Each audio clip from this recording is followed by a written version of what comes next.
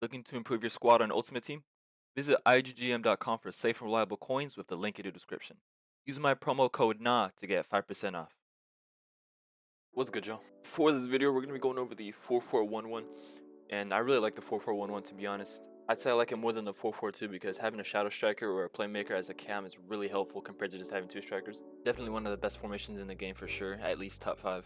And it's a formation that's been really popular in my Discord, which you can find with a link in the description. And yeah, one of the reasons why I say it's one of the meta formations in the game, top 5 at least, is the fact that you still have that structure similar to the 442, which is very meta as well, but instead of, two strikers, you have a cam in there. And in my opinion, having cam in your formation can be so helpful because, you're going to be able to have the option to use that shadow striker AI or that playmaker AI, which we'll go over in a moment. And of course, we're going to have to talk about the team first and the players that you're going to need. And for that, defenders, like any other formation, you just need pace. Any formation is going to require the same amount of defenders or the same type of defenders at least, so pace across the whole back line. And then your midfield, your double pivot right here, you're going to need one player that's going to act as an anchor.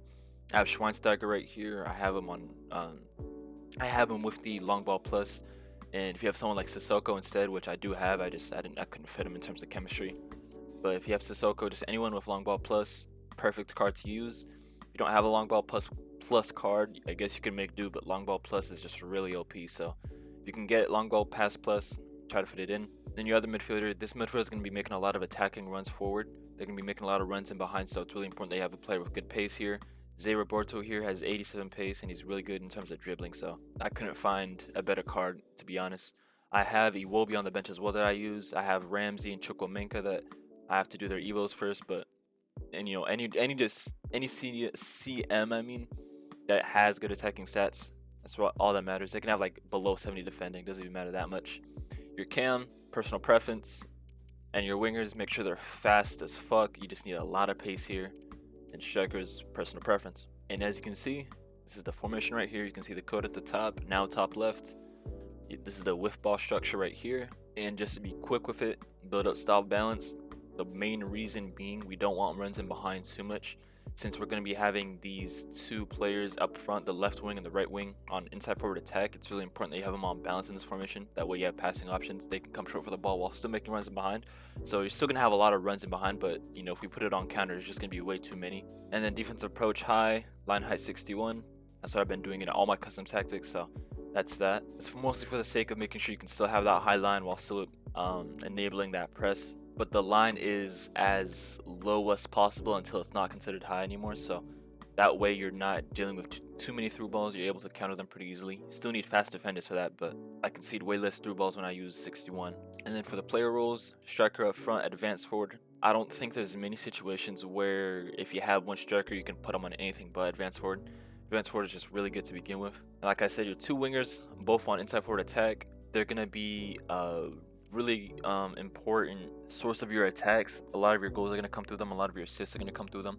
They're going to be positioned, all three of them are going to be positioned in between pockets of space in terms of the other team's defensive line, so you're going to have a lot of options to pass to them and immediately get a shot on target. This applies to everybody in the front three.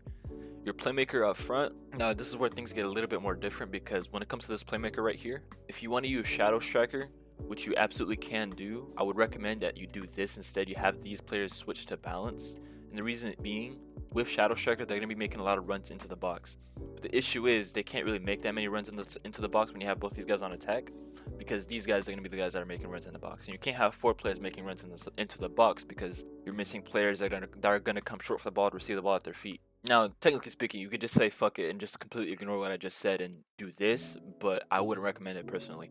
If you want to try, absolutely go ahead. If you think it'd be better off this way, you can still do it. I still think it's viable, but in terms of build up, I would recommend playmaker and then having these guys just be the center of attack. So all three of these guys are going to be your goal scorers, while this guy's just going to be there for the sake of delivering that final pass. And then that changes in terms of our double pivot midfield right here.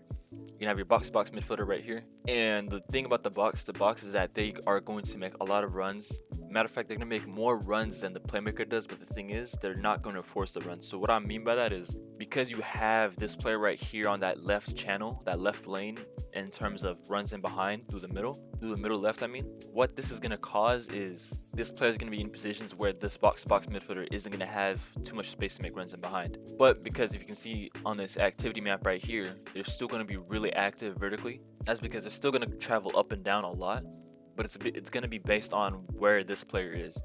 So sometimes this player might be on the left wing, and that's when this player is going to make a run in the middle, and sometimes that's not going to be the case. So you're going to see a lot of, you know, dynamic attacks through the left side right here. So it's really important to have a good center mid right here, especially when if good shooting. Try to get a left footer on this side right here, that way you can hit those Chavelas, because you're going to get a lot of chances for those here. And then you're holding CDM right here, or sorry, your center mid. All this guy's really doing is just covering for your other two players right here. So like I said, really important to have long ball pass if you don't have it. And if you don't have it, it's not a big deal, to be honest. It's just a huge advantage if you do have it. And your defense right here, pretty self-explanatory. You could do this right here, put them all both on defend, but here, since we're having these guys on attack, I figured we might want to give them a little bit more help in terms of attack. But if you're looking just to prioritize defense, you could just do this right here. It's your preference, to be honest. And then your keeper right here, goalkeeper defend. I'm not even using sweeper keeper anymore, to be honest. I find that it might be too much of a liability. Sometimes your goalkeeper might be too far out. They're going to get chipped. It's not worth the effort, to be honest. Now, if you guys are still playing this game, I don't know what to say. We're not in a good stage in terms of this game right now. It feels like this game's dead, if anything, which is crazy because it's only November, so this game is begging for a patch. There needs to be something that happens soon, because this trajectory that we're on is not looking too well. And honestly, I've been planning on making a video just directly intended for simply exposing what's been going on.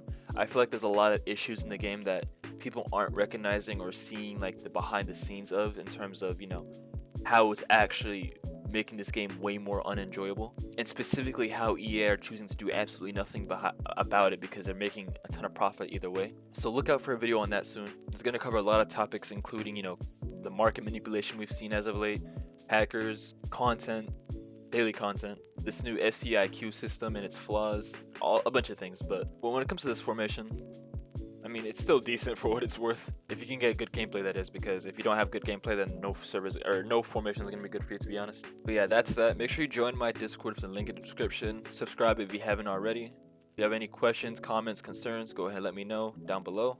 And that's all.